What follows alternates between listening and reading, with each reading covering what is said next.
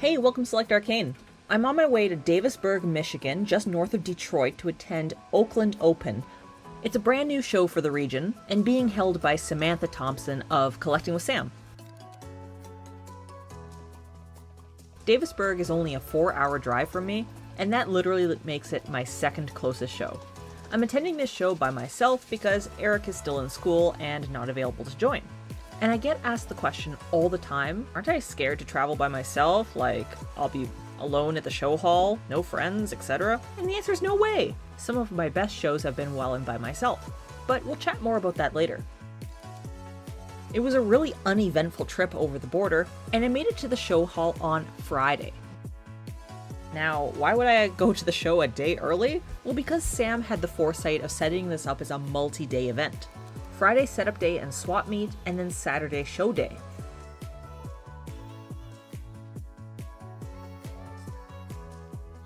This not only allowed time for socialization before the show, and of course to set up, I also dropped off Mini Sam, doll I made last video specifically for this show. She was to be put in lot number 10 for the silent auction.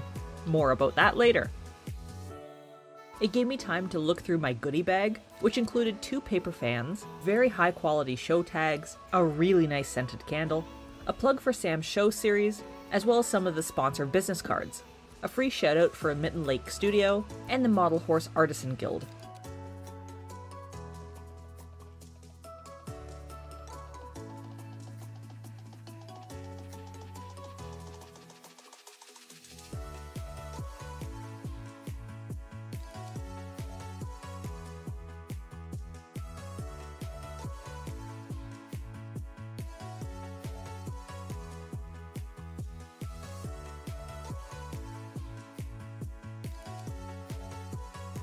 In the same building, but in another room, there was a big swap meet being held. Let's take a gander over there.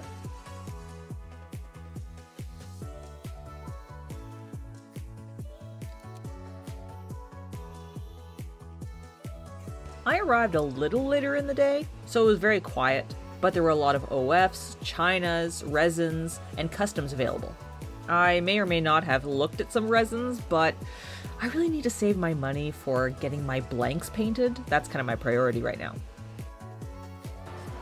I'm Sam Thompson, and this is the Oakland Open, and I wanted to host a model horse show because the model horse hobby is so based on community that I wanted to give back in a way that I thought was constructive and could create a good experience for my hobby community and my hobby friends. I've been live showing for several years now, and I wanted to take elements of different shows that I really enjoyed and to combine all of those elements into my own show that I thought would create the best experience for everyone involved. Well, we did technically condense it down to 2 days. We didn't have a lot of interest in the tack demo that I wanted to do, which is totally fair because I didn't host a performance division, so it's not a very performance-centric show. So the 2-day aspect, I always really value Fridays of model horse show weekends where you do get to set up the night before and where there's a swap meet where you can shop. That's typically what the schedule looks like if it's a Friday and Saturday event, at least in the regions I've shown in, is Fridays for a swap meet and setup. And I always love Friday, sometimes more so than Saturday, because shopping is fun and it's so much more low key. It gives you, a couple hours in the evening to catch up with friends and to get your models ready for the next day for Saturday. And that makes Saturday morning so much less stressful. You can wake up a little bit later, you can stop and get coffee, and you can kind of roll up to the show hall with no anxiety or stress about getting your models out on time, or about hitting traffic and being late and then not having enough time to get your model set up. It just makes the weekend a much better experience in my opinion, and so I wanted to give people that experience with my show. The big reason for wanting it to be a multi-day event beyond just the perks of adding a Friday would be the area and the location. And where we're located is kind of in the heart of horse country in this part of Michigan. And there's a lot of really cool horse stuff to do around here. That's why we also have Harkness as our guest. He lives about 15 minutes from our show hall. He's part of kind of the equestrian communities that we have out here. And I thought that there were a lot of really cool things that people visiting could do that us locals kind of think are normal or that we can do whenever we want. But having it span over so many days, I thought would give people the opportunity to turn it into more of a weekend away where they can do more than just model horse show. I took Sam's advice and set my table up halfway, and left my stuff at the show hall, got a really good pizza, and went to bed with no stress. Show setups technically started at 7 a.m. with the show opening at 8, and I luxuriously rolled in at 7:30.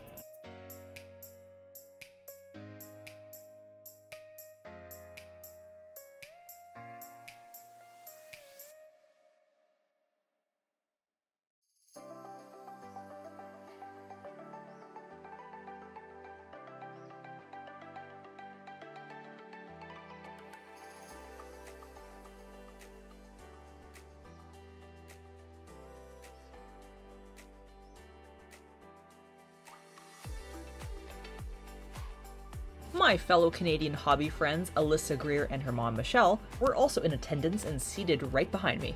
Sam was really considerate in her seating plan to make sure that friends were with friends so nobody felt left out.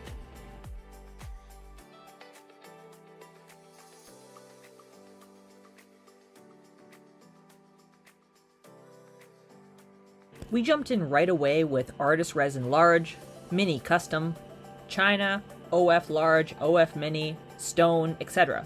And right off the bat, bam! Nan card. I was so excited, I was like chatting to Alyssa, like, oh my god, oh my god. And from there, the good vibes kept on vibing. Now, you've seen my whole collection tour, and you know by population I don't have that many large resins, so this gave me a lot of latitude to wander the show, take footage, take pictures, and do some chatting.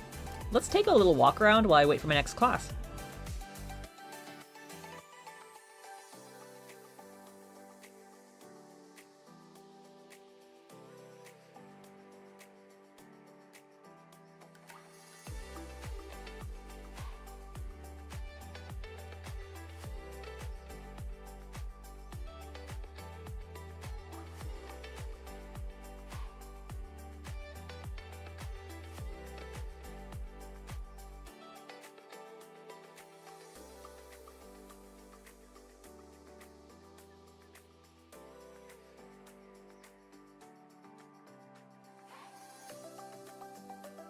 There were a lot of familiar faces at this show.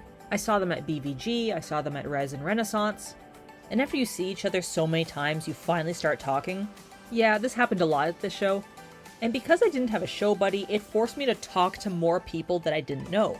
So getting back to showing by yourself, it takes you out of your comfort zone. You end up socializing more, meeting new people. And I know that if I brought Eric to this show, I would have a fantastic time, but I would have been stuck at my table more often because otherwise he would have been bored. So while having a show buddy is great and all, I encourage those who are thinking about going to shows and don't have a buddy to go with them to go anyways. It will be so much fun. And just plan ahead. You're probably going to end up at a show where you actually know somebody from the online hobby. This happened to me so many times. I was like, wait. You're this Instagram handle? Oh my god, I know you. Which makes for good laughs all around.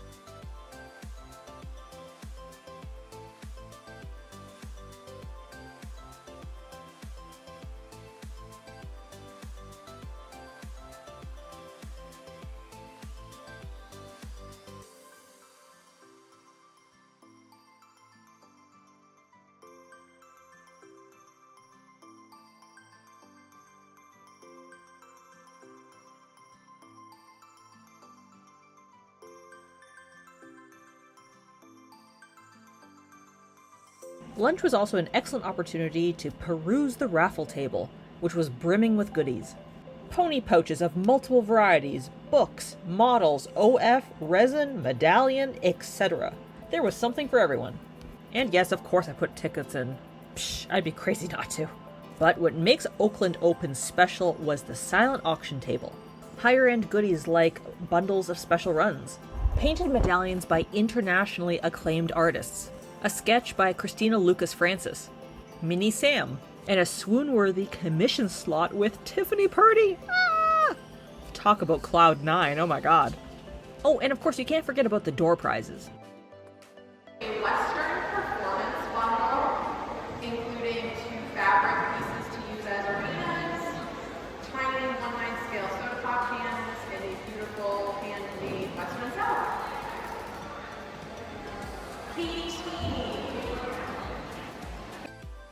I was very lucky in the raffle. I got an entire stack of Pony Pal books and an entire stack of Canterwood Crest books.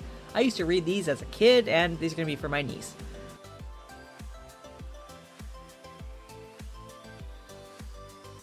Just before our lunch ends, let's hear a word from our sponsor. Okay, so outside of the Oakland Open live show, my business hosts monthly photo shows, CWS model horse shows on Facebook and Instagram. And we kind of try to foster the same community online as we are trying to foster with the Oakland Open, which is a constructive, educational, but still competitive model horse showing environment. Our shows are hosted on Facebook, so you upload your photos to Facebook albums in a private group, and then judging happens via a Google Sheet. And we do that every month. So we do 12 shows, photo shows a year, and then we have our year-end championships every year in December, where models that qualify first or second, kind of like your NAMSA qualifications, will be eligible to show in our championship divisions and win really special prizes and titles at the end of each year.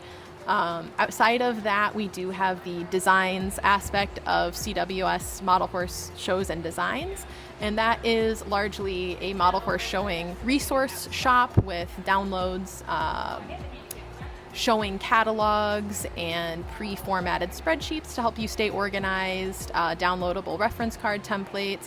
We also have a couple of classes about model horse showing that folks find helpful, maybe if they've never been to a show before. They come in video format, typically from an hour to an hour and a half long.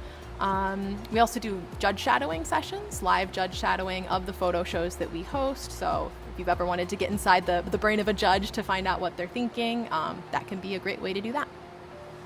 We are on mostly Instagram and Facebook, CWS Model Horse Shows on Instagram and Facebook. CWS Model Horse Designs, the actual shop where you can get all those resources, is on Etsy, and then I'm also on YouTube. Oh, my YouTube is just my personal, it's Collecting with Sam. The show kicked off again after lunch, and my day got a little bit busier when Artist Resin Mini came alive. But not too busy that I still couldn't walk around and socialize. My horses were getting Nan cards left and right, and I was just bewildered. Happy, but bewildered.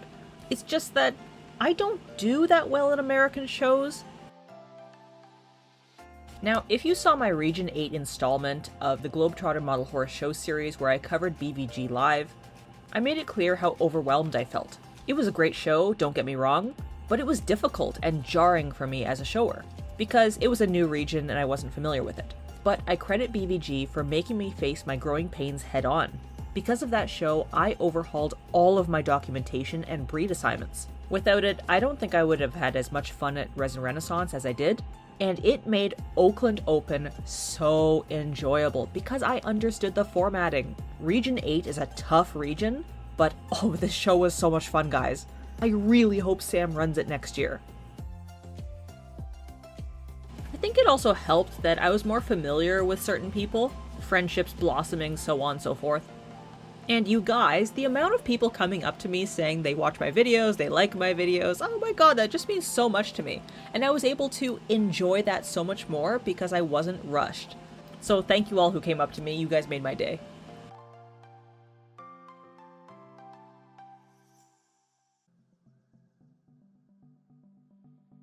But what really made my day, truly, was this moment.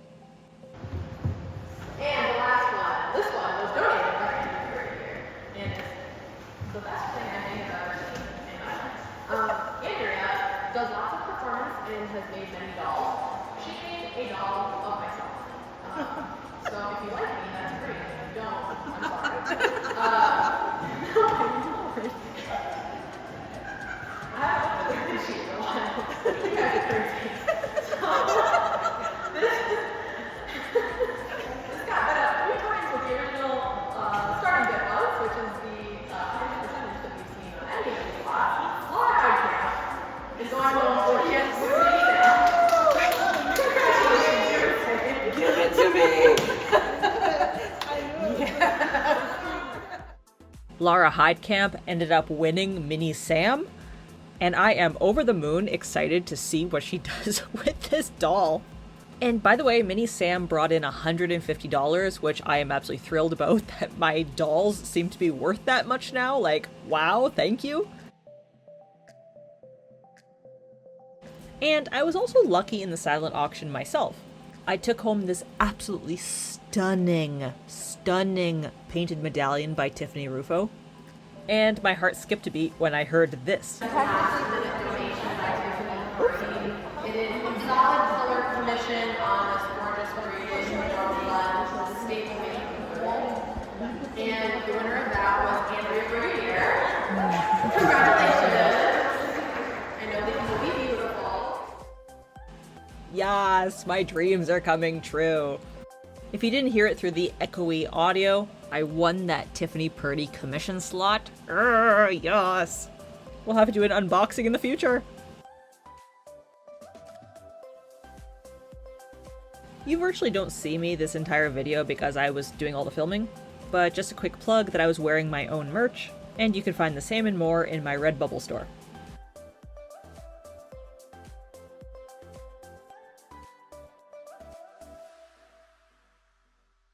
There were other animal classes at this show, and of course I entered my usual cats. But it seems that nobody in this region has seen my cats before, so I got a lot of inquiries after the show.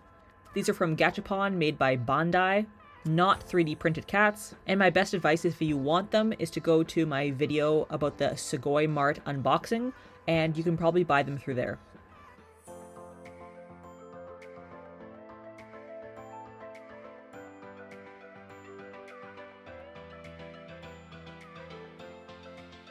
The show began to wind down, with championships being announced, the rest of the raffle prizes given away, and people began to pack up.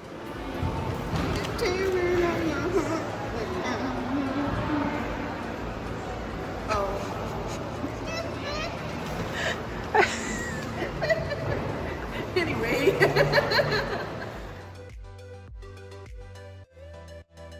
Tables began to empty, people started making their dinner plans, more and more championships were awarded as divisions came to a close, and it took way over 10 minutes for all the judges to decide on the overall champions. By that I mean all of the division champions coming together for one grand champion and reserve champion prize. Guys, the results, I can't even.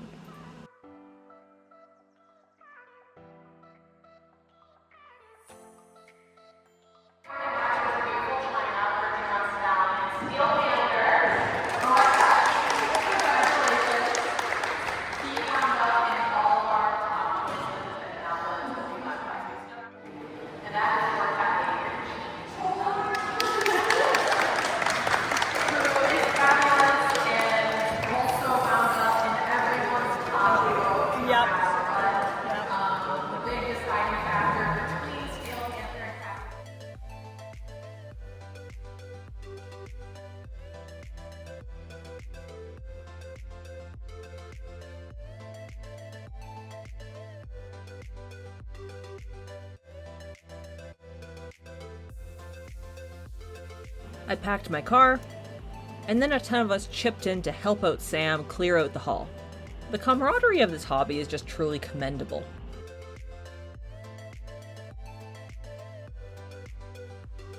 We said our goodbyes, and then Alyssa, Michelle, and I went out for our traditional Olive Garden. And yes, I know there have been 3 American videos in a row where we go to Olive Garden, but guys, we don't have this in Canada, okay? We took on the never-ending pasta and failed after our first bowl. Actually, we didn't even finish our first bowl.